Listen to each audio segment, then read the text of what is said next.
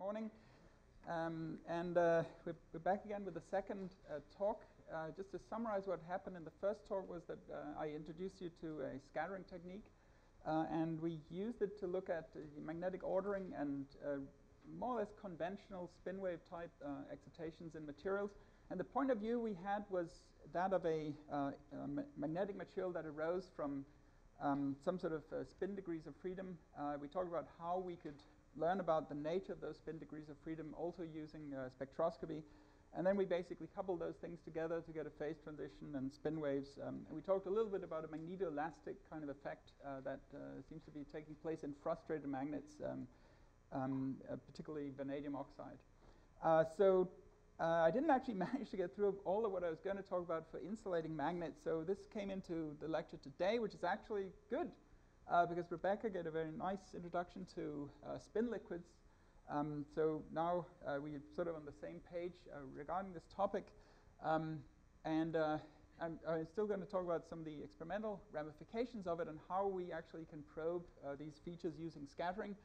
But then section 2 is going to be where we try to go into an itinerant situation where the electrons that are giving rise to magnetism actually are band electrons, and we're going to be hovering right at the transition between the metal and the insulator. Good. And I think this will actually make a nice connection between these topics, because it seems actually more and more that really to produce a spin liquid, we may in fact need to be somehow close to a metal insulator transition. At least experimentally, that seems to be what we're kind of finding. Okay, good. So then I'm going to first talk about how do we actually a little bit about what is a spin liquid, and then how can we actually see it if we have it. How will we know if we have it? So this was the picture that Rebecca was talking about of a spin liquid as being a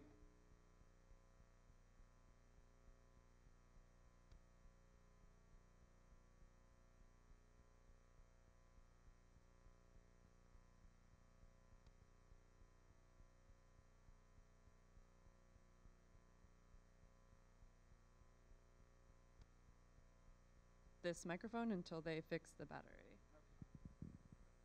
All right, okay.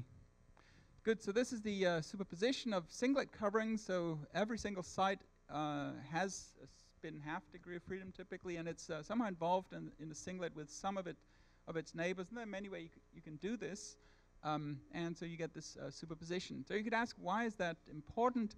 And Rebecca described that it entails an entanglement, and that it entails actually that you have the possibility of having spin-like quasiparticles that can move around inside this quantum fluid.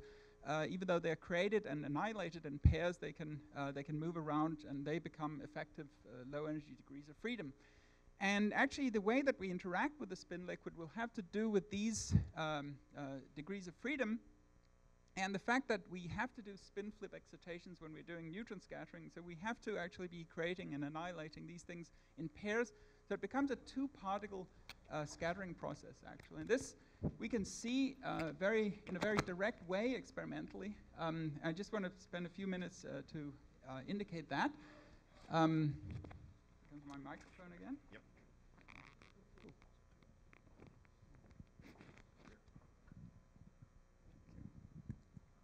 Microphones. So this is the basic experiment that we are doing, coming in with some momentum and energy and coming out with momentum and energy. And if I have a single particle process, one particle is created or annihilated, then I have some sort of locus of points through momentum energy space, and that is only when Q and E match the dispersion relation for the underlying quasiparticle that I can have scattering at all. So it's a very, very sharp kind of line through QE space, or if it's a higher dimensional system, then they become actually dispersion surfaces, and we see that experimentally. But if I don't have single particle events at all, but only these multi-particle events, then even though I control the overall momentum transfer to the material, I don't actually have control over how much momentum will go to each of the underlying particles that are involved. And that means that even though I control momentum, then I'll actually in general have a spectrum available at that momentum transfer. So I'll expect to see areas or volumes in momentum energy space of scattering. And this is actually a pretty clear signature that we should be expecting. So we're going to look at the distinction between lines or surfaces through momentum energy space, or these big patches in momentum energy space. Now, before going on, I should say that this is not a really, let's say, it's not the, you can get this distributed region momentum energy space with intensity in other ways than multi-particle scattering processes. And so it's not really a completely sure identification of a spin liquid, in fact, by any stretch. And I'll show you one example that can happen if, instead of having a quantum superposition of states, I somehow arrange to have singlets, but they have different binding energies, so different energies are required to lift from singlet to triplet. Then I can also have a continuum for a given momentum, but actually this continuum is just associated with exciting essentially distinct singlets to their triplet state, and they lie at different energies. And because I have a heterogeneous arrangement or a heterogeneous assembly of these things, then I'll have all different energies available. And that also produces a continuum, and experimentally it's not something I can really directly distinguish in my scattering experiments. And so this is kind of a challenge that one is faced with, and there are various ways we can confront that. One of the ways is that if we can have an accurate understanding of the underlying Hamiltonian, and if it's possible to actually calculate these dynamic correlation functions, then you can really sort of compare the detailed spectrum that you observed experimentally to the detailed calculation that can be done, and you may be able to convince yourself that that material actually is described by that underlying theory. It's not a very satisfactory situation, because usually you would want to be working as an experimentalist with materials where there isn't actually a clear and complete theoretical description available. And so it's only in very special cases that you're able to do that kind of thing.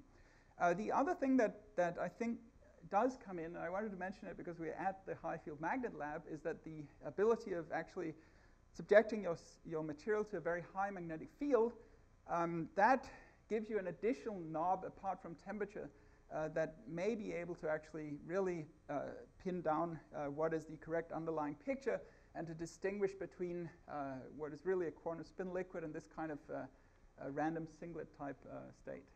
So this is kind of a thing that is in progress for us now, as I'll try to describe. Okay, so that's okay. So of course there is one kind of situation that we certainly can distinguish experimentally, and that is the case of a broken symmetry, so a valence bond crystal that Rebecca also mentioned yesterday. So this is where I don't have a superposition of these things, but just let's say in this case two different, or a couple of different specific copies of these new periodic arrangements in a valence bond crystal. In that case, actually the spinons, if you will, are bound together, and they never can move apart because they're constrained by this broken symmetry mean field that's present. And that actually looks very different experimentally, because now these pairs of spinons are actually a single particle in a sense, and they have a specific dispersion relation. And I should go back to this, I should be thinking about those as a single object that I'm going to be creating, and I should just have a normal kind of dispersion surface in momentum energy space. And that is actually what you see, and here's the example of that.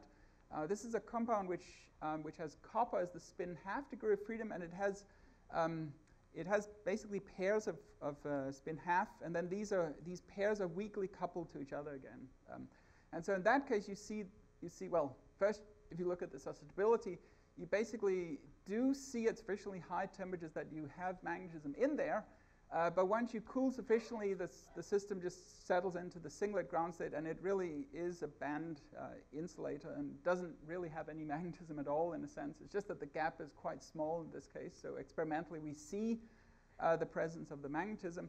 And what we see in inelastic neutron scattering is this dispersion relation, which in this case is quite simple because it only disperses in the direction of these alternating spin chains. So that's the valence bond crystal, which is not a spin liquid, in fact. Okay, very good. So then what do we need to do to develop materials that actually have possibility of being a spin liquid, or may in fact be spin liquids? And I'd like to take my cues from one-dimensional spin half chain, where things are under very good control, actually, and people have been looking at it for many many years. And essentially, what you can think about is to take two different versions of these alternating spin chains where even or odd bonds are strengthened, and then you let them approach each other by going towards the point where there's no bond alternation at all. So that's the uniform spin 1/2 chain. Maybe you can say that there's kind of a kind of frustration that's present because once I'm at this point, I don't know whether I'm supposed to form a singlet with the neighbor to the right or the neighbor to the left. And so I have the possibility of this fluctuating state. And this actually is a quantum critical point at the transition between these two different valence bond crystal states. And it's interesting for us for two reasons. One, that we actually have materials that very well approximate this condition. And number two, because it's actually possible to calculate with very high accuracy and actually exactly many aspects of that uniform spin 1/2 chain. So this picture is very, in some ways, inappropriate because there actually are exact solutions, which is the beta ansatz solution, both to the ground state, and there's a lot known about the excitations as well. But this is the experimentalist's picture of the quantum spin liquid state with singlet formations on many length scales, and the excitations being these pairs of spin 1/2 type degrees of freedom, which are not bound when they go sufficiently far from each other, and so it becomes a two-particle type excitation that we expect.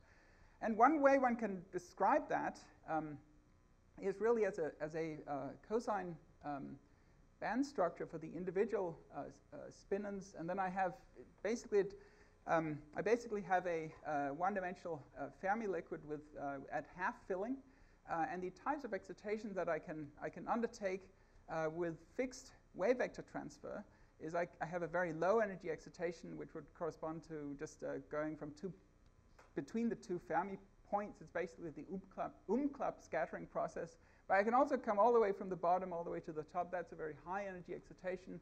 And I have things that are in between. And so that actually fills out this whole range of energy transfer and produces this spectrum that we were talking about, because it is two different states that are involved in the scattering process. So I'm going to expect, and actually you can form from this kind of dispersion relation this interesting kind of umbrella-like shape. And that's where I'm going to expect to see, based on these kinematic arguments, that's where I'll expect to see inelastic scattering take place. And so this has been going on for some time. This is a particularly elegant, relatively recent paper on copper sulfate, on a hydrate of copper sulfate. This is work by Martin Murigal and collaborators. And they measured the neutron scattering cross-section very, very carefully, and they also, in a measurement that's also reported in this paper, measured accurately the spin Hamiltonian. We're able to determine separately the exchange constant, and they could see that the material really is a uniform spin 1/2 chain. And then this is then the measurement of the 2-point of the dynamic correlation function SQ omega, and here's then a theoretical calculation of that dynamic correlation function. And you can see that there's really marvelous agreement between those two, and so a wonderful accurate theoretical description of the data. And actually this is really an exact calculation of the 2-spin and the 4-spin contribution to the dynamic correlation function, which is shown here. And the agreement is really some sort of record in terms of having an exact theoretical result and a accurate experimental measurement of that. So these blue points are the measurements, and this red line is the 2- and 4-spin contribution to the dynamic correlation function. It's not everything, but there can be higher pairs of spinons involved as well, but they carry very, very little spectral weight, and you can see that the agreement is really quite remarkable. Also shown on this sketch is the 2-spin contribution only, and that's the pink region here. So there really is a significant 4-spin contribution which is observed experimentally. And then also, just for historic reasons, is shown the a phenomenological correlation function that was used for many years, which really was pretty good at in terms of accounting for the rough shape of things, but we can now see, or they can now see, that the experimental data is actually not consistent with this earlier phenomenological form, but it is consistent with the beautiful 2 and 4 spin and contribution. Also shown over here are the diagnostics that I talked about for the dynamic correlation function. This is the equal time correlation function, so just S of Q, and again with the measurements and the calculation. And down here is the first moment, also showing really excellent agreement. So this is a case, where the theory is in very, very good shape. The experiment is in very good shape, and I think this presents quite convincing evidence that there's an experimental realization of a one-dimensional spin liquid in these kinds of materials. So when we go to higher dimensions, things are quite a bit more on the more complicated. But before I do that, actually, I wanted to show you the importance of high magnetic fields in terms of exploring the behavior of these spin liquids, I'll show you some data that we collected some years ago for spin 1/2 chains in high magnetic fields. But first, to just understand what you might expect to see when applying high magnetic fields.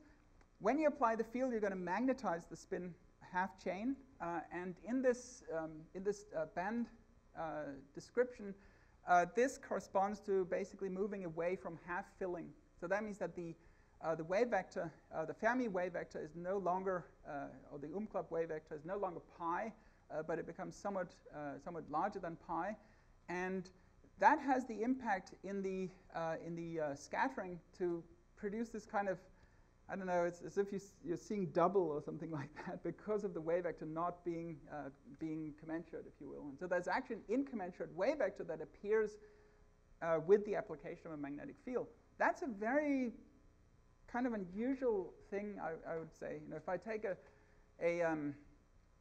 some sort of local moment magnet with an ordered magnetic state, apply a big magnetic field, having an incommensurate wave vector appear out of a system that was otherwise commensurate I think is pretty difficult actually to have. And so it's a very specific character of a spin liquid that's coming out as you apply the magnetic field, and it should manifest itself basically in the instead of having this umbrella type shape that we've seen here, then actually you should get something that looks more like that. And what we see experimentally is in fact a pretty complicated image. In fact, it's so complicated that you tend to think, well, maybe they didn't measure it correct. It's kind of very tricky. But in fact, this really is, as far as we understand, the dynamic correlation function at high magnetic fields. This is not copper sulfate, but copper pyrazine dinitrate.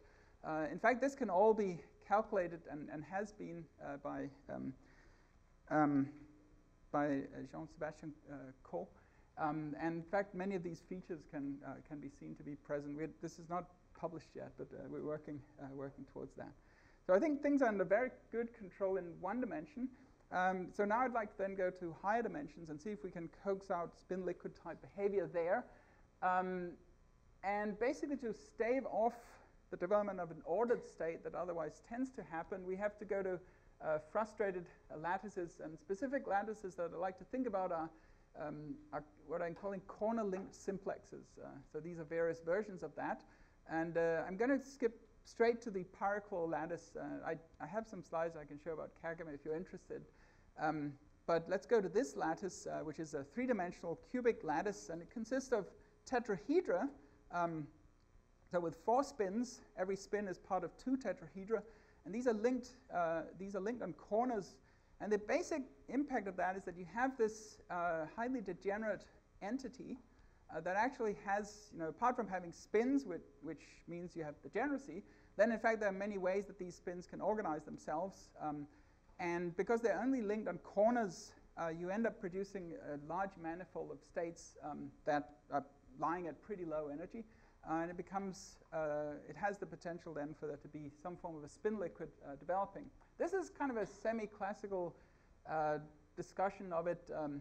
You can imagine if this is the near neighbor antiferromagnetic, or this is the near neighbor antiferromagnetic spin Hamiltonian, that you can actually rewrite that to this form where I now have written this as a sum of the total spin of every single tetrahedron. So as long as I can somehow arrange for every single tetrahedron to be in the lowest possible, have the lowest possible spin, then I should have a low energy state of the system. And the point is that because I connect on corners, I have many ways of doing that. So I tend to produce something which is going to, each tetrahedron is going to be essentially demagnetized. It won't have a spin associated with it. But I have actually a whole bunch of ways of doing that. So I have a low energy manifold of states that satisfy this local constraint. You can see it if you want. You can imagine sort of vectors put in these corners. They all have to somehow, they have to form a parallelogram, so they have to sort of close on themselves. And there are many ways you can do that. You could parameterize it classically in accordance, using these angles theta and phi. And you can see that this floppiness basically is going to be retained because of the weak connectivity of this lattice. Now, the nice thing is that there are many different compounds that form this pyrochlore structure. And the ones that I'm going to be talking about a bit here are fluorine-based pyrochlore materials. They were actually developed quite recently in the group of Bob Carver at Princeton. And here is the kind of rough characterization of it that you get from looking at susceptibility versus temperature. This is inverse susceptibility versus temperature. And you see a Curie-Weiss type behavior, and that's kind of all you see, in fact. It keeps going down to much too low temperatures, down to a temperature regime where you would otherwise expect, if there wasn't frustration, then there should be some magnetic ordering setting in. And that's exactly what you expect as a result of this kind of floppiness, and the corner-linked simplexes tends to produce this kind of effect. How does that look from scattering? What happens there is that you're not going to have Bragg peaks appearing because we don't have this ordered periodic magnetic state. Also, you're not going to have just a very broad diffuse pattern of scattering. You're going to have diffuse scattering, but it will have some kind of specific features to it that have to do with satisfying these local constraints. Every single tetrahedron is this closed set of spins, and that will produce certain features in the data. In fact, one way you can think about it is that you can talk about the distance between tetrahedra that violate that constraint, and that distance becomes very long at low temperatures. Every tetrahedra being perfectly arranged in this way that produces no magnetization on it. And then actually, that long distance manifests in the scattering as a so-called pinch point, certain places in momentum space where there's a really very narrow line. That indicates a long distance, and that is the distance I was just describing. So this is the theoretical result, having these satisfied constraints. It's actually a divergence-free condition for the spins. And if you do the measurements, then you actually see this kind of pattern. These are measurements by Kemp Plum and others, including Hitesh Changlai. Didn't do the measurements, but he was heavily involved in the calculations surrounding this. This is the pattern that comes out experimentally. It actually looks quite a lot like has been predicted for these kinds of things. And this was measured at 2 millielectron volts. You can come to higher energies and see what happens. And you can see that these regions that were pretty sharp previously now become actually broadened significantly, and eventually at higher energies you have just a complete coverage of momentum space with intensity, except the gamma points, and there are reasons you can argue that you shouldn't have inelastic scattering exactly at these particular gamma points if the system is isotropic in spin space. So just seeing these very wide regions in momentum space begins to invite thoughts about this perhaps being some form of a spin liquid. So this was very exciting, but actually how to really interpret this is an ongoing story. In fact, there's significant progress I'd like to talk about in that respect. And I also wanted to point out that this picture might look a little familiar to you. It shows up here. So it actually was part of the. So it's my responsibility to explain, where it comes from. But you should ask more to Kemp and Hitesh, who worked a lot on this as well. So So one could ask, does this continuum now tell us that there's some sort of two-particle character to the excitations? And I think that the answer now is that probably not, in fact.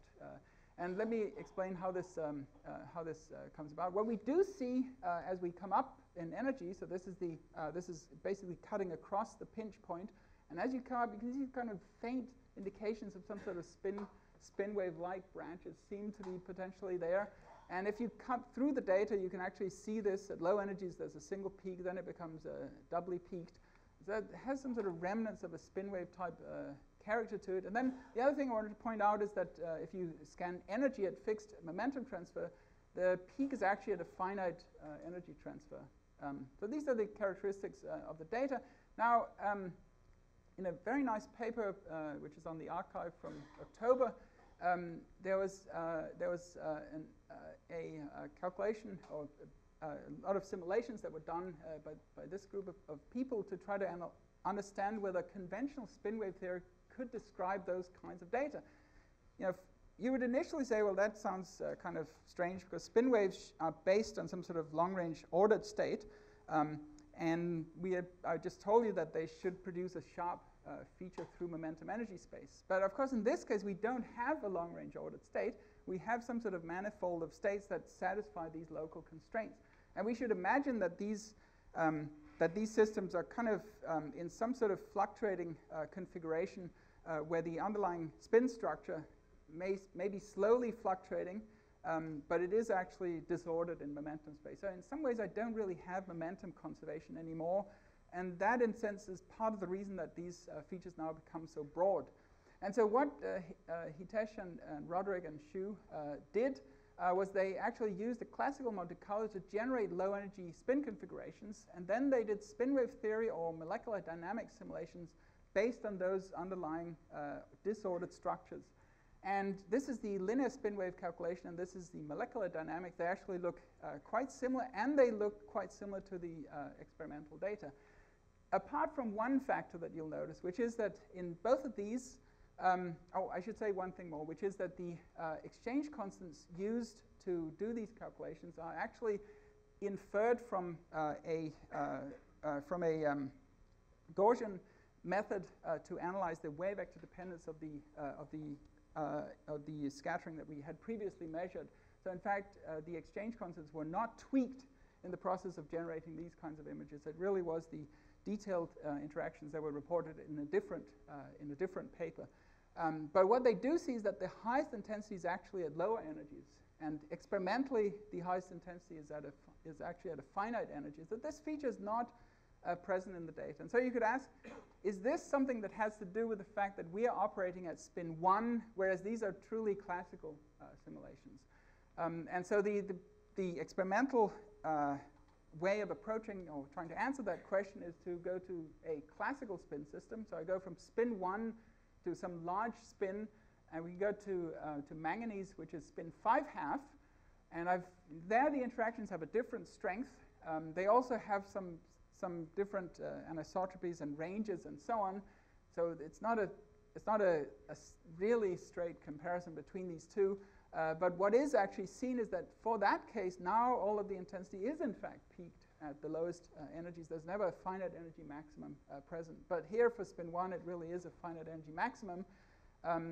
So there's some distinction between these two. And of course, this invites the question as to whether that is actually some form of a Haldane-like effect. We are dealing with spin 1 in a system that has a short-range correlations. Maybe there's some sort of resonance phenomena that produces this peak. I'd further say that this peak actually is pretty close in energy to the bare near-neighbor exchange constant. So it's really a large energy scale. It's not really something you would expect from anisotropic features in the Hamiltonian. So this is sort of an open question for you and other theorists to be thinking about. Okay, all right. So any questions on that story so far? This is basically what I had about strange insulating magnets, I would say. And I now go on to talking about the itinerant systems. Yes? About this pseudo gap. If you change temperature, do you see change in the pseudo gap, or is it difficult to say? Oh, you want it to go up with temperature. Let me think. Yeah, I'm not sure we have those data. Oh, you may have it. No. Okay. I think it just fills in. Yeah, you really have to heat it a lot. That's an interesting. I'm not sure we've done the experiment for that. But yeah, that's a good point. Yeah, for the Haldane chain, the gap actually goes up with temperature, which is kind of a weird thing. Sure. Yeah. Yeah. Okay. Yes.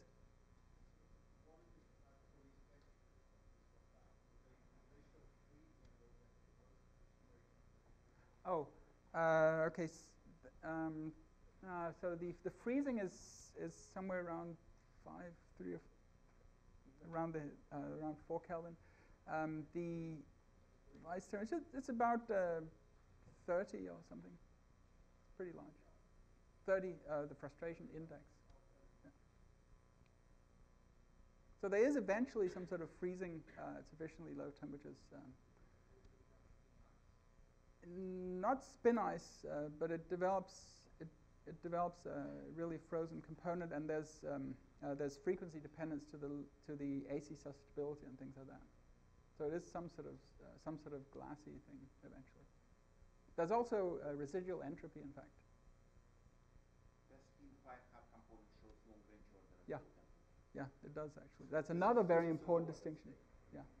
It's not really a long-range ordered state, but it has a pretty long correlation length, and that way it's also truly distinct from the spin 1 case.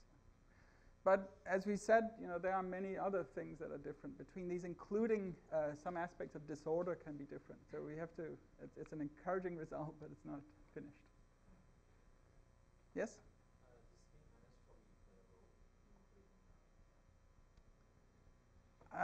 So our basic sense is that we think this gap is too large to be accounted for by those kinds of things. And secondly, the anisotropy terms are relatively small and quite well understood, in fact. And so those are actually taken into account by this spin wave theory. Those are already in there and do not produce this kind of gap. Yeah. Okay. All right. Good. So then I'd like to go on to talking about itinerant magnetism, essentially. This is in some ways, I have always felt it was a much more complicated subject. Now I don't even quite know where how am I supposed to describe my spins and so on. It's really getting very tricky, and we're not going to be expecting the kind of very kind of sharp comparison between experiment and theory as I was able to do in the previous part. On the other hand, it's then also kind of a more open field, and so it becomes more interesting to work in, particularly as an experimentalist. How do we actually detect magnetism in itinerant systems using neutron scattering, and how should we think about it? Well, actually, you have a little bit of a choice, but where I'd like to slant it is that I'd like to think about really making excitations where I'm making two-particle electron hole pair excitations connecting parts of my Fermi surface, and this then allows me through the fluctuation dissipation theorem to think of neutron scattering as simply measuring some sort of Linhart susceptibility. So in that way it becomes sensitive to the band structure and the character of the Fermi surface and things like that. Now you can actually also think about sort of a pseudo-localized spin which has RKKY interactions which are impacted by the nature of the same Linhart susceptibility, and sometimes we do the one or the other, but let's try to think about it as a band, as a two-particle excitation involving the Fermi surface itself. And here's the case of chromium where that actually works, I think, quite nicely. It's kind of the standard example of that. And here's the Fermi surface, and you can see actually there are two wave vectors Q minus and Q plus that connect large areas of Fermi surface, and that gives rise to really big peaks in the Linhart function. And then you actually see in neutron scattering these peaks at those wave vectors that correspond to the Fermi surface. And as you come up in energy transfer, then everything gets broader, basically because I now have more momentum phase space to choose to connect to when I have larger energy transfer possible. So I'm expecting that I'll get broadening as a result of that. So this is, it looks a little bit like, first I should say that there are two critical wave vectors involved here.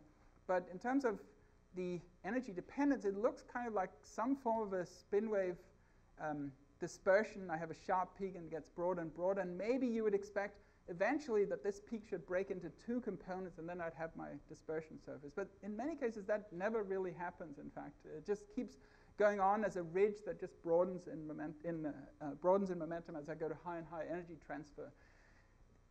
The other thing that happens when we're looking at itinerant magnets is that now we're somehow dealing with the energy scales of the conduction electron systems, which could be much larger than exchange energy scales that we're familiar with from insulating magnets. So you can see the energy range here is 40 millivolts, and I may be able to keep on going up to 100 millielectron volts or so. So they're quite different experiments, actually.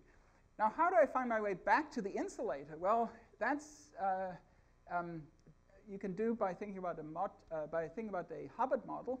And we had in previous talks this was discussed. And so the basic idea is that this kind of model, depending on the ratio of U over T, I can have charge which is delocalized or actually localized as a consequence of interactions. But when that localization takes place, I still have degeneracy associated with the spin sector, and that degeneracy is lifted essentially by a Heisenberg exchange Hamiltonian. And so then you're back to the kind of picture of interacting spin degrees of freedom that we talked about previously. So that's the kind of connection. And we need a theory which can span from the metal to the insulators to think about compounds like vanadium oxide that I mentioned yesterday. Now, yesterday we were really focused on this region here, so the insulating compound, and I claimed that the paramagnetic insulator was somehow a frustrated antiferromagnet, and that the frustration was associated with the honeycomb lattice and competing near and next neighbor interactions.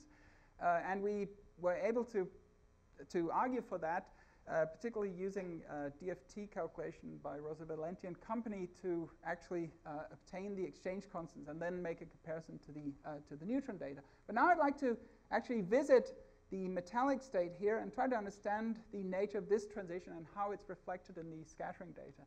And so, let me first show you that it actually is a metal insulator transition. These are quite old measurements, actually, by McGuan and company. Actually, Morris Rice, of course, a very famous theorist, is on the paper as well. Joe Remika, a very famous crystal grower and material scientist.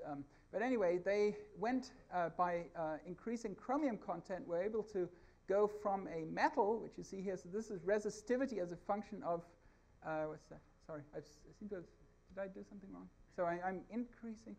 This is, yeah, I took the mirror image because I wanted to go towards the insulators. This is resistivity, which is low here. And then as you add more chromium, the resistivity grows really very dramatically. You know, it's a little hard for you to see, but I think it's 4 or 5 orders of magnitude, actually. So it's a really massive increase in resistivity that occurs. Then there's a critical endpoint here.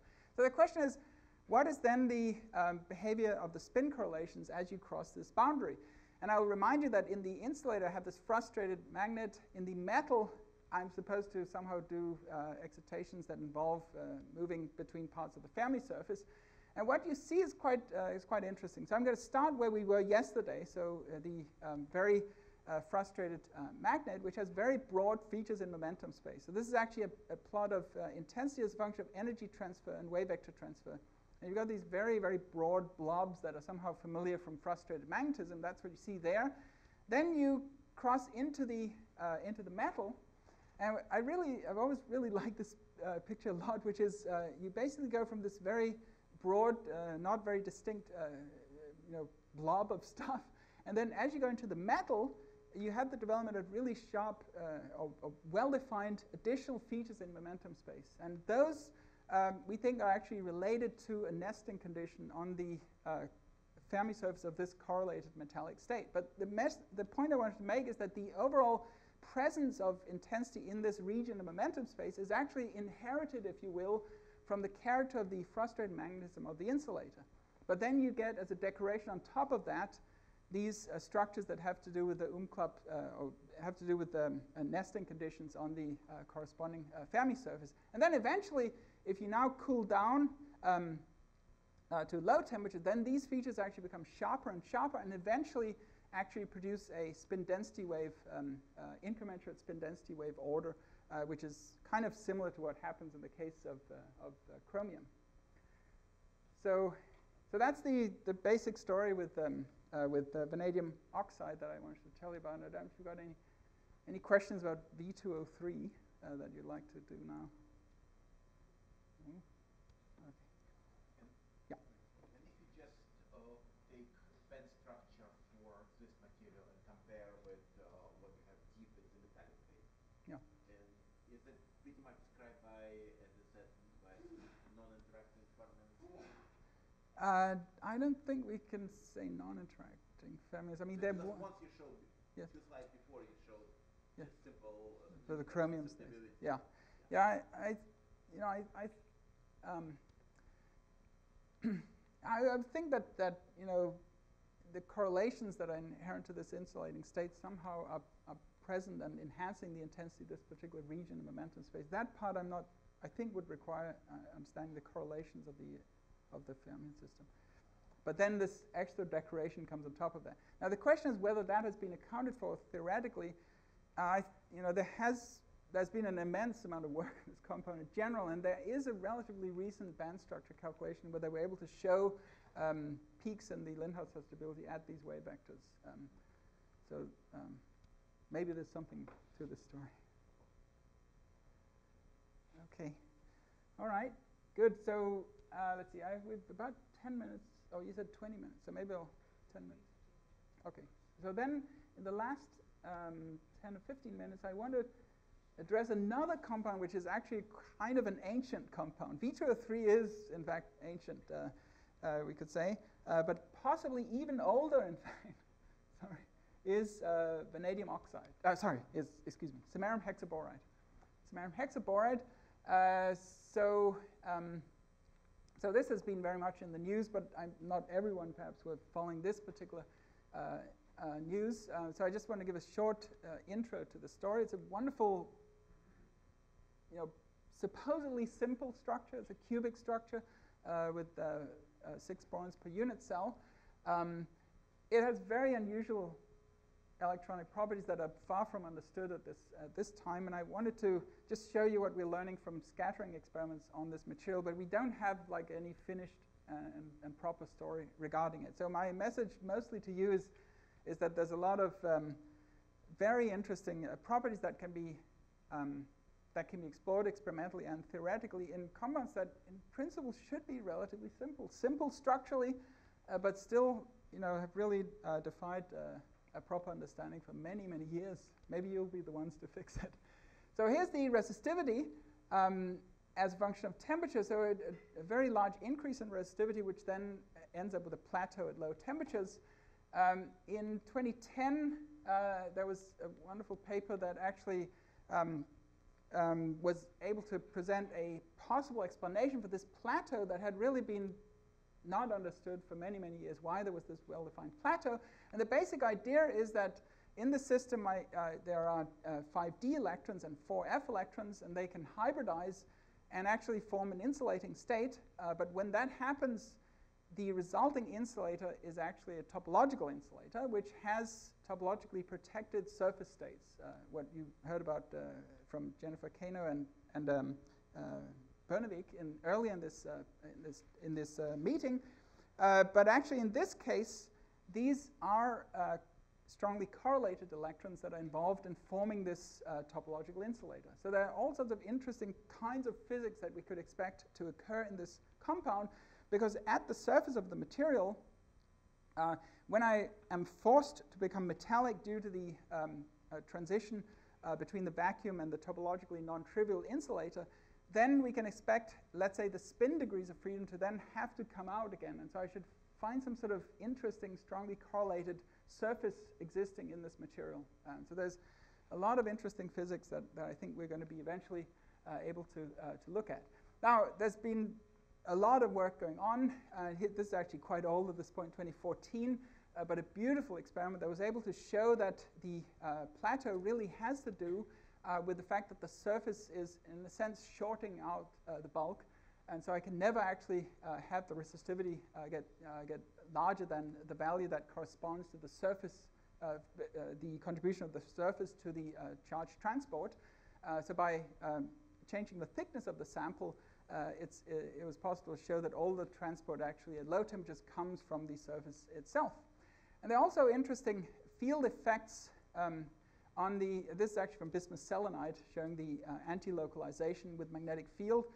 In the case of samarium hexaboride, there are also very interesting field dependencies of the resistivity at low temperatures, which I think these are experiments by Paglione's group, and this is indicating some sort of interesting hysteretic magnetism lying at the surface of the material. So there's a lot of interesting physics to be worked out in this compound. Another very exciting result was the discovery of a de Haas van Alpen effect, actually with measurements done here at the MagLab. And this is, of course, extremely surprising because we have a material which is behaving as an insulator apart from the surface. It behaves as an insulator, and yet it has de Haas van Alpen magnetization oscillations. And in fact, this analysis indicates that these are not associated with the surface state, but rather with the bulk. And you'll notice that these are experiments which are taking place in the field range 25, 30, 40 Tesla. So really, that's the energy range that you need to get into. And a little bit later, I'm going to show you neutron data in this high field range as well. So what do you learn from neutron scattering? Here's a map of momentum dependent magnetic scattering from samarium hexaboride at 5 Kelvin.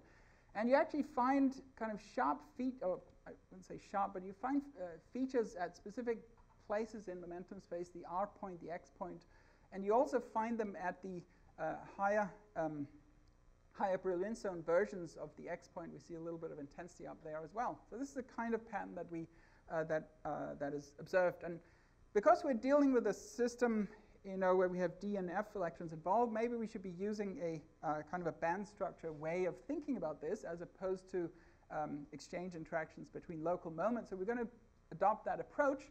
And what one can do is actually to take these hybridized band structures and then think about excitations that actually have to do with connecting across the hybridization gap, the top of the valence band with the bottom of the conduction band. So those kinds of excitations should be possible. And so what actually my student Wes Furman did was that he developed the simplest possible band structure you could have by only using the body diagonal hopping. So it's a tight binding band structure, but only with these diagonal hoppings, which actually has a quantum chemistry argument for it. And then from that, develop the momentum-dependent intensity that you would expect from these kinds of electron-hole pair excitations. And actually then you get this kind of pattern shown here with intensity right at the same points that we see experimentally. So it's a way of connecting, if you will, the measured scattering to a very simplified band structure for samarium hexaboride. And interestingly, that band structure actually is topologically non-trivial. I think I'm going to skip this. This shows you that band structure, and shows you that you actually have a different parity at the X point and at the N point, and that implies that the topological index is non-trivial, and that we have a non-trivial topological condo insulator then.